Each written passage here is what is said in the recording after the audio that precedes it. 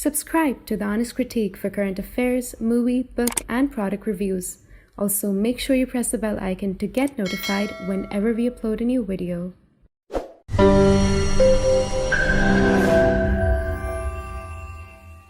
The views, information, or opinions expressed during the video series are solely those of the individuals and do not necessarily represent those of The Honest Critique and its employees. The following video contains strong language which may be offensive to some viewers. Viewer discretion advised. Hello, and welcome to a very special episode we're recording today. We're taking a closer look at Israel over a year into the ongoing conflict. How has the war progressed? How has Israel managed its strategy? And what does the future hold for Gaza in the aftermath? To unpack these questions, I'm joined by Dr. Dan Schueftan, Chairman of the National Security Studies Center at the University of Haifa and a former advisor to Prime Minister Yitzhak, Rabin, and Ariel Sharon. So, Dr. Schueftan, thank you so much for taking your time and speaking to us today. So, I wanted to start with what is Israel's primary objective in the ongoing conflict with Hamas and retrieving the hostages. So, could you tell us a little bit about what is or what has been Israel's goal in the ongoing conflict? And do you think a concept of a total victory is achievable, or are there limitations to what Israel can accomplish in Gaza? Let me go beyond Gaza and beyond any specific issue like the hostages. First of all, to look at the overall picture, and then we can focus on the issues that you find more interesting. This war is critical for Israel, and for the time being, Israel is doing much, much better than it did before the wars. So it is a terrible shock in the very beginning that Israel turned into an opportunity to change the strategic landscape in the Middle East. We didn't have much choice but to respond to the attack that we had from the Gaza Strip, later from Lebanon, later from Iraqi militias, later from the Houthis, later from the Iranians. But the overall question is, can civilized people who are trying to adopt Western civilization values withstand a barbaric society that doesn't care about the lives of their own people and are basically willing to say, we don't mind destroying our own life, the lives of the people of Hamas in Gaza, as long as we can cause pain to the Israelis. Now, without going too deeply into the psychological effect here, I think that the people of Gaza had a very deep and justified, I might add, inferiority complex when they see the enormous success of Israel and the terrible failure on their side, but they believe they can have a distinction by hurting Israel, by causing pain to Israel, and in a more general way to Western civilization, because I think there is a very strong link between what is happening here and the clash of civilizations. We actually have it very, very clearly here in the Middle East. We are witnessing it every day. Let me start with what the Hamas are saying themselves. They are saying, we will win because we love death, and Israel will lose because the Israelis love life. And they're trying to prove, not just to themselves, but to everybody in the region, that if you are a radical and you never give up, and you see to it that you cannot be rooted out like cockroaches that even after a nuclear war will probably continue to exist, then this is a victory of their way of life over our way of life. And this is much broader, much bigger than the question of Palestine and Israel and Palestinians and Iranians and Arabs and so on.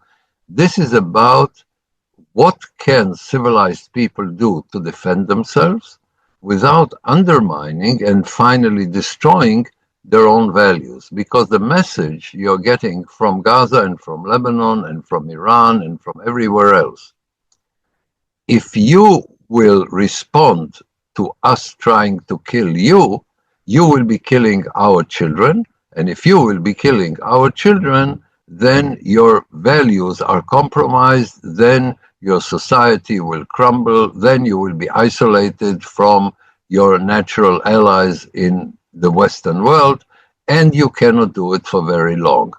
And even if you can do it for a while, the very length of the war will make it impossible for you because you're adjusted to short and decisive wars with a picture of victory at the end of them. We will not let you have it. We will never surrender. We will let you continue. We will force you to continue to fight, even if we pay a price 10 times, 50 times higher than the cost that you suffer. We will not give up, and that will cause you finally to lose. People of your kind, of the Western kind that is used to a very good life, a very good quality of life, you will not be able to sustain the kind of challenges, the violent challenges that we will present to you. And the number one challenge of Israel is to prove, A, when we don't have a choice, we can fight and we can make you suffer on a level that you cannot sustain. Even you cannot sustain. Even the people who proclaim that they love death cannot sustain a long time of what Israel can inflict on you. And we don't have any problem inflicting it on you because we don't have any kind of guilt that goes with us. We used to be the colonialists and now we have to compensate for it. No, we've never been colonialists. And the fact that you call us that is too ridiculous to even be taken seriously. So we are strong enough to sustain it for as long as it takes. And note one very interesting thing. At the moment, the people who want to stop the war are the radical enemies of Israel. And those who insist on prolonging the war are the Israelis. Perhaps you can put it in the words of the Beatles, all we are saying is give war a chance. In other words, it's not the Israeli people who are telling their government, hey, we've had enough of war, we want to stop it. It's the people telling their government, hey, you haven't beaten them enough. You haven't caused them enough damage. So let us have security here by inflicting on our radical enemies the kind of punishment that even these barbarians cannot sustain. And the question is, can you today, when even the smallest radical group can master the weapons, can have in its possession the weapons that only a few decades ago only superpowers had? I mean, look at these primitive tribes in Yemen shooting ballistic missiles for more than 1,000 kilometers. Because today the technology is available. Today, with the assistance of Iran, every primitive person who lives in a really retarded world that is incapable of dealing with the challenges of the 20th century, forget the 21st century, in terms of weapons, can have the kind of weapons that will hit civilized societies in the centers of population. So it cannot be ignored. It cannot be completely eradicated. Can such a society sustain it? So the challenge is not just to the Israeli army, it is to the Israeli society. What they expect is the Israeli society to crumble, and what we are seeing so far is an extremely resilient Israeli society, which I think is one of the wonders of the world, particularly if you take into account that we have the most ineffective government we've ever had. So on the one hand, we don't have the kind of leadership that would give people the sense of destiny and the perception that somebody knows what they're doing. Israel has very high level of criticism. Even the supporters of this government criticize it very seriously. But the Israeli society is so strong, so resilient, so willing to take the punishment, and so capable through a very effective army and a very effective intelligence community to come up with responses the responses that decimated Hamas, that hit Hezbollah in a very major way, that rendered Iran incapable of defending its own airspace, that made it necessary for the militias in Iraq to stop attacking Israel, fearing what kind of response they may get. So we have enormous military success, far beyond what the Israelis themselves expected, for instance, in Lebanon, vis-a-vis Hezbollah. And the society is very strong and very resilient and capable of taking it for a long time and saying, yes, we will still be hurt. Yes, we can still be surprised. Yes, we can still make mistakes. Yes, the war is not over, but basically the strategic reality in the Middle East has changed. The radical forces are much weaker. Iran has a diminished capacity to hegemonize the region as they wanted.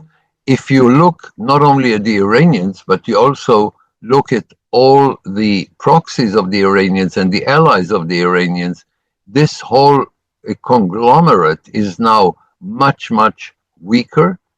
Israel has had to strain itself to the limit, but nevertheless managed to respond to these challenges.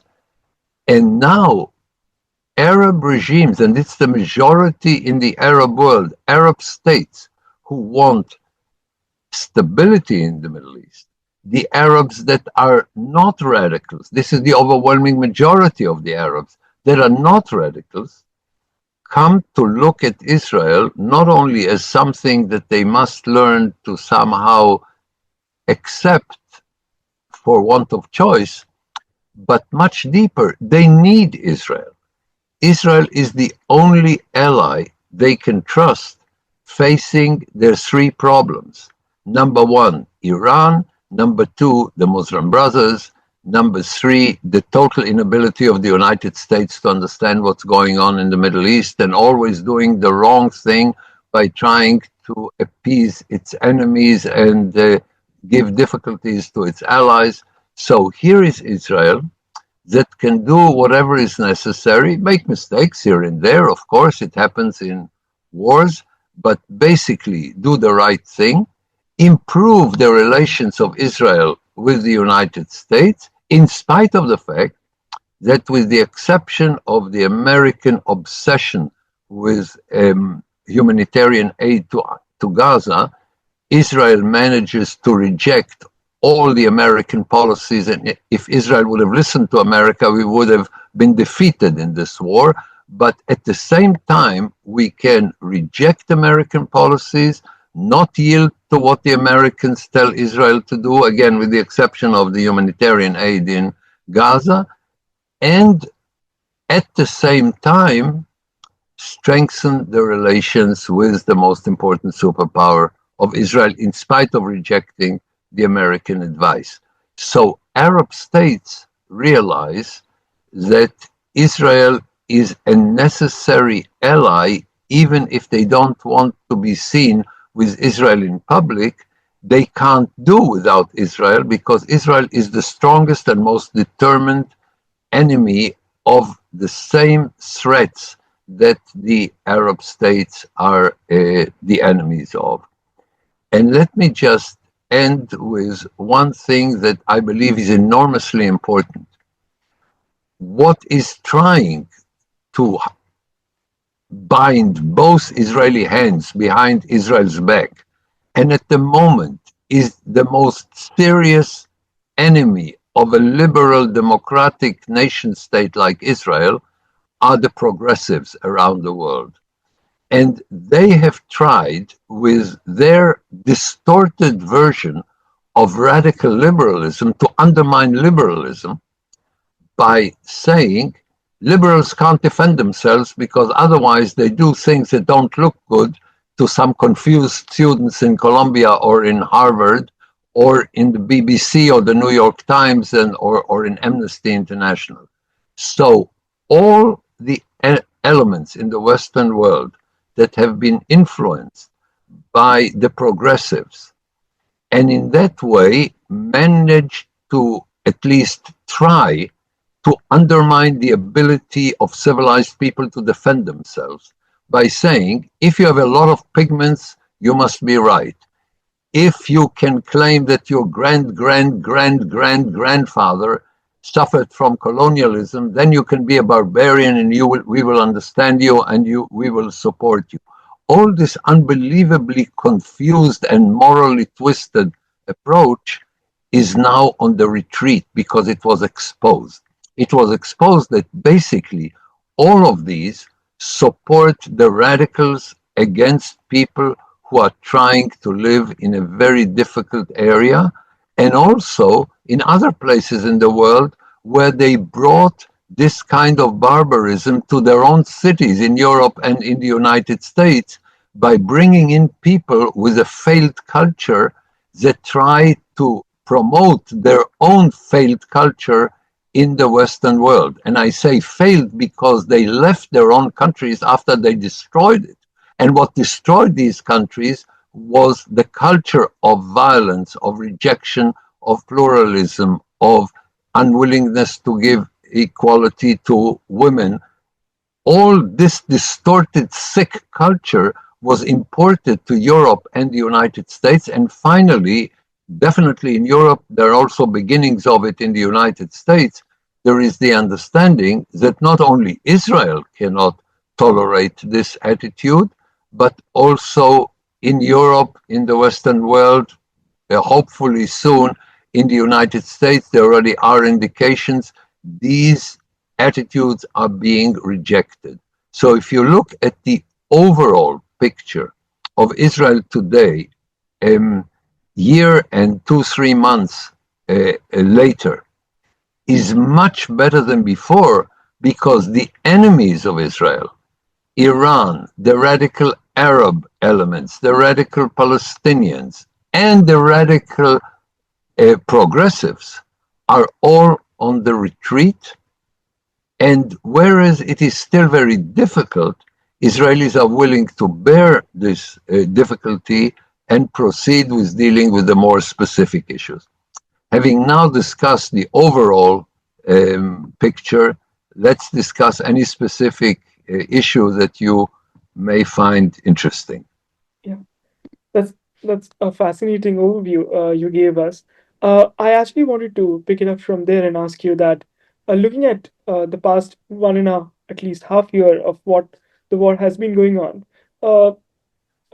over the last, and Israel has done a fascinating job actually managing the international pressure and yet getting the job done. Uh, what I wanted to understand is that, do you think in any way a total victory is achievable, or are there still any limitations to what Israel can actually accomplish in Gaza? Look, there is the limitation that I don't think you can have a solution in Gaza because the people of Gaza, far beyond Hamas, are not willing to adopt any kind of positive, constructive attitude to life, of building their own society. Their only obsession and the only thing that they care about is killing Jews. And by the way, not only Israelis, Jews in general. This is their ideology. This is also an anti-Semitic ideology. They say so openly. They have the protocols of the Elders of Zion in their covenant. So these people believe that they have the right to be sustained by billions of dollars by the international community, investing every penny they get into tunnels and weapons and underground cities and missiles. And this is their life. Killing Jews is what they get up in the morning for. They don't care about the future of their own children. And this is something you cannot change from the outside. You cannot force people to become constructive. I mean, there are so many countries in the world that are dysfunctional. Take Somalia, for instance. But here, the dysfunctionality of the country is being supported with billions of dollars, but by dumb Americans and dumb Europeans who want to give the Palestinians billions of dollars because they call it humanitarian help, and they take the money and make weapons out of it. They weaponize practically everything they have. Look, they have weaponized kites to put incendiary bombs on kites and send them with the wind to Israel. They have weaponized condoms. They filled it with helium and adjusted and connected bombs to it to be sent into Israel again with the wind.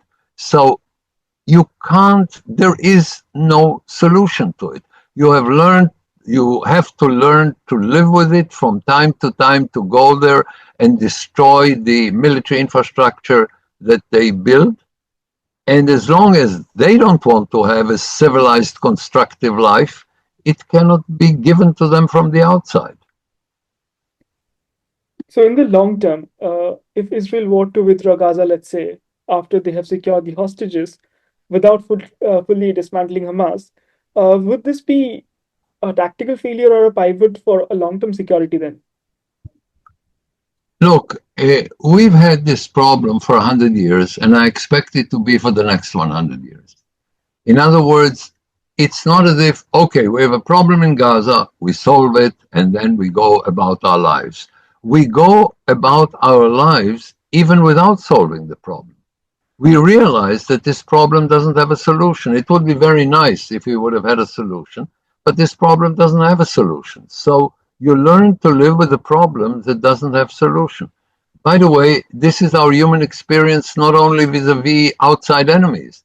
Do you have a solution for poverty? No. Do you have a solution for crime? No.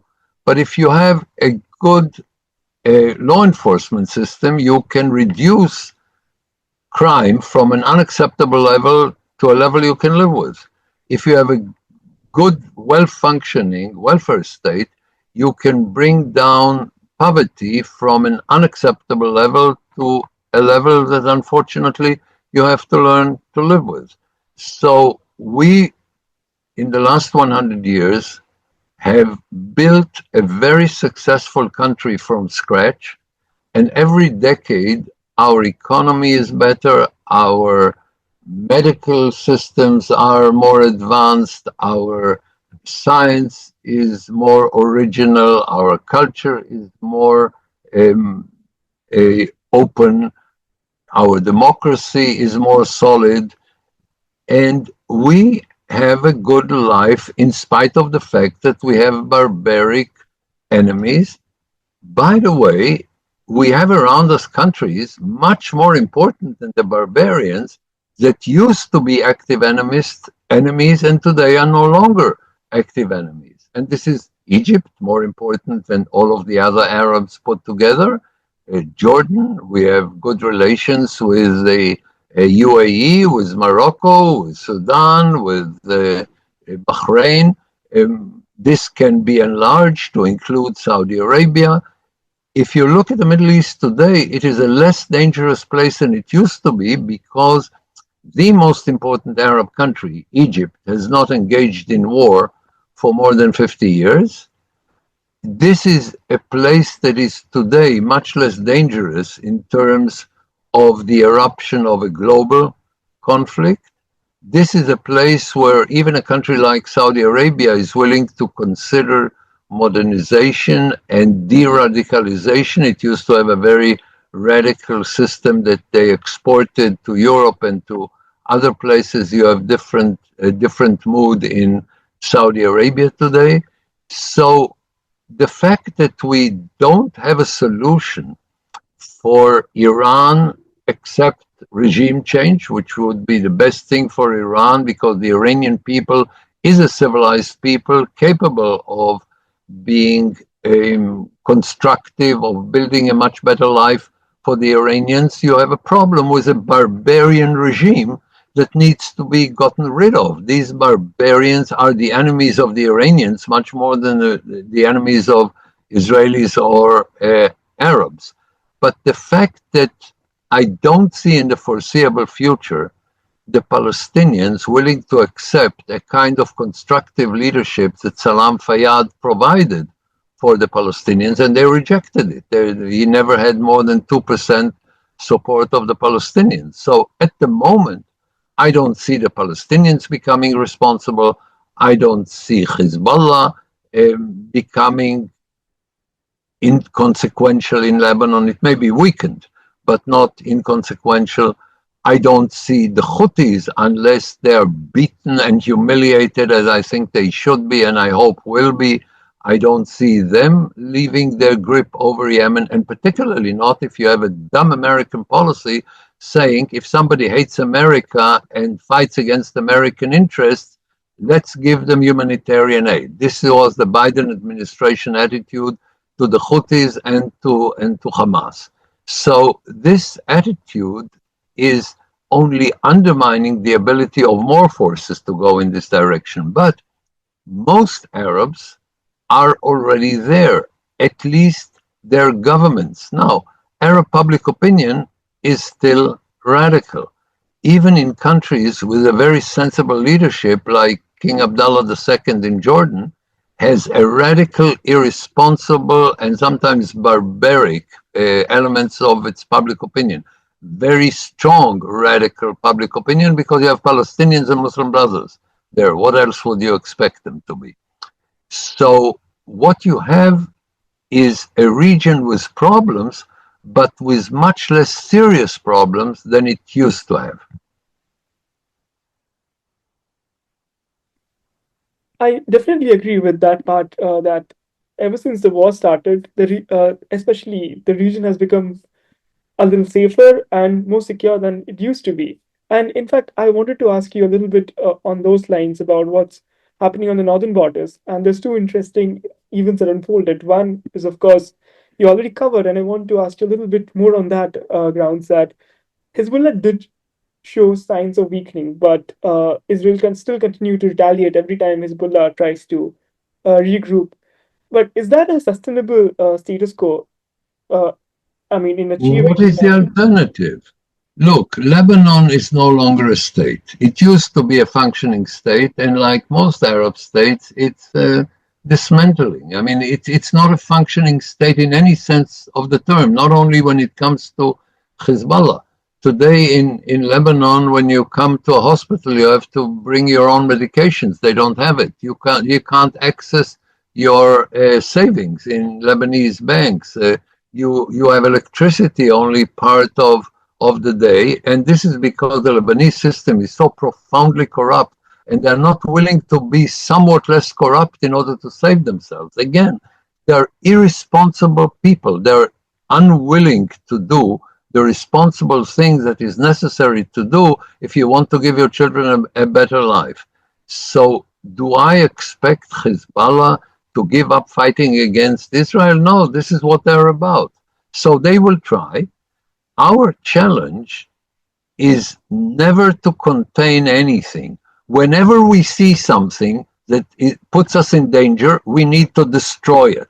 And whether the international community or the United Nations or any other joke that you cannot take seriously. I mean, we had this very large force of UNIFIL, the United Nations organization designed to prevent Hezbollah from coming down, completely capitulating to Hezbollah, completely useless, impotent, inconsequential, just standing in the way. The best thing would be if they will get out. There is nothing international that is not damaging to anything that we would like to see working anywhere in this region. So we will destroy it. The challenge that Israel is facing and the test that Israel must withstand is to constantly destroy whatever can hurt us, not to wait until they decide to use it, but to destroy because they have it. Now, do we have the international United Nations Security Council resolution to support it? Yes, but even without it, regardless of it, once we are threatened, we need to preemptively destroy anything that threatens us.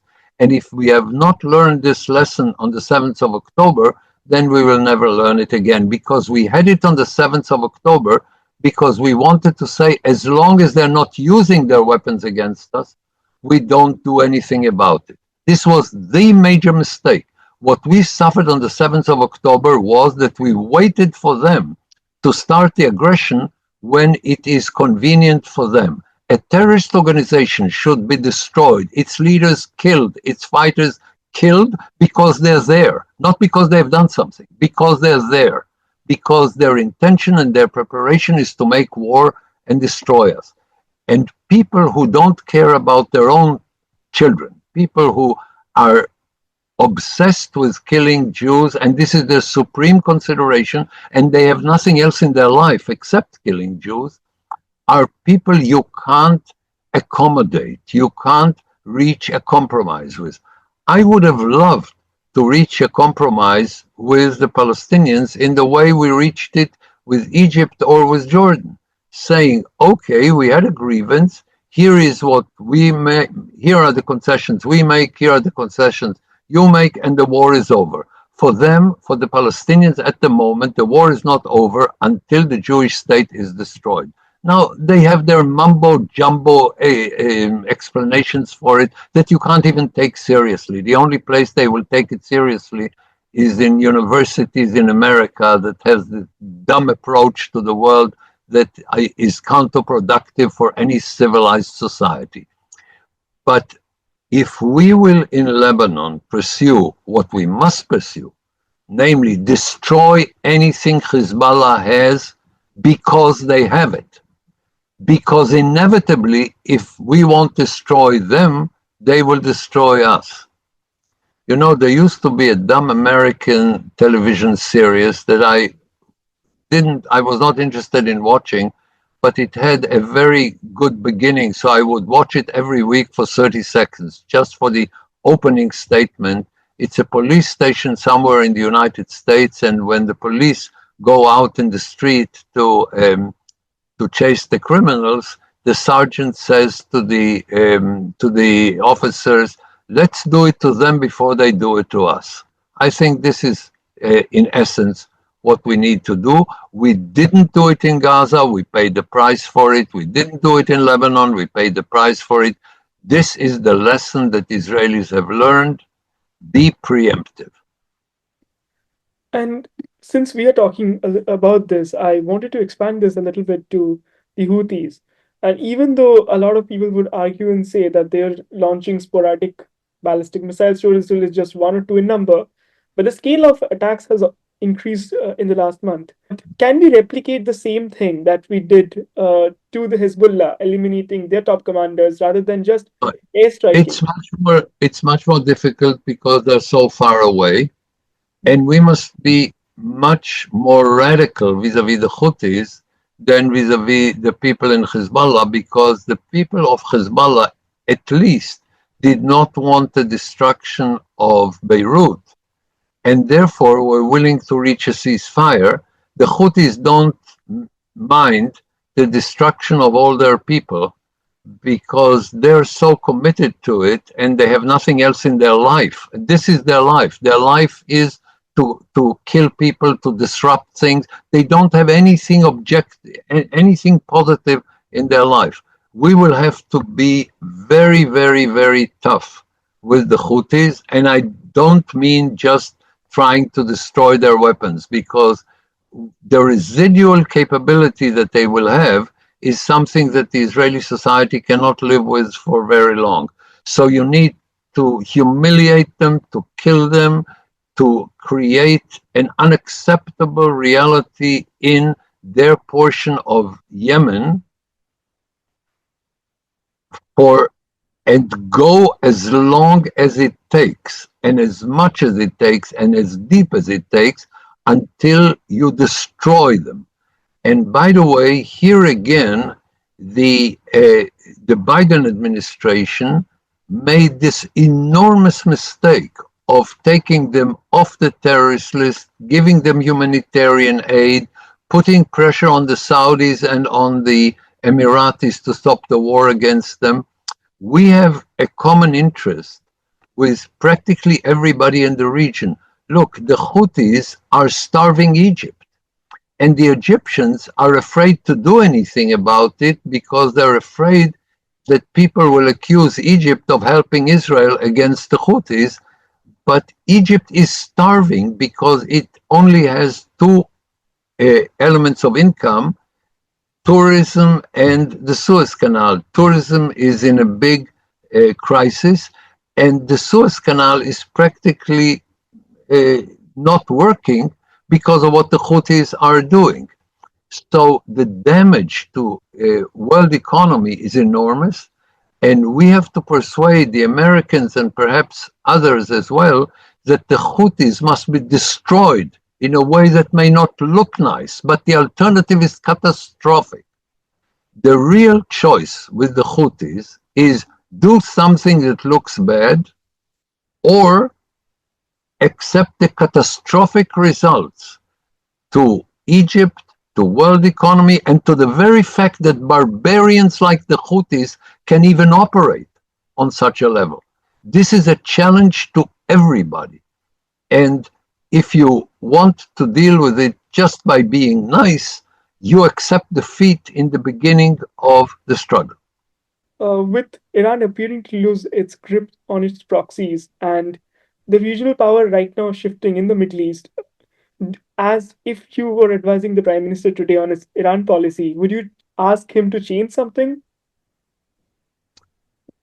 I think that the best thing concerning Iran is to put very, very tough economic pressure on Iran so that the Iranians will change their regime.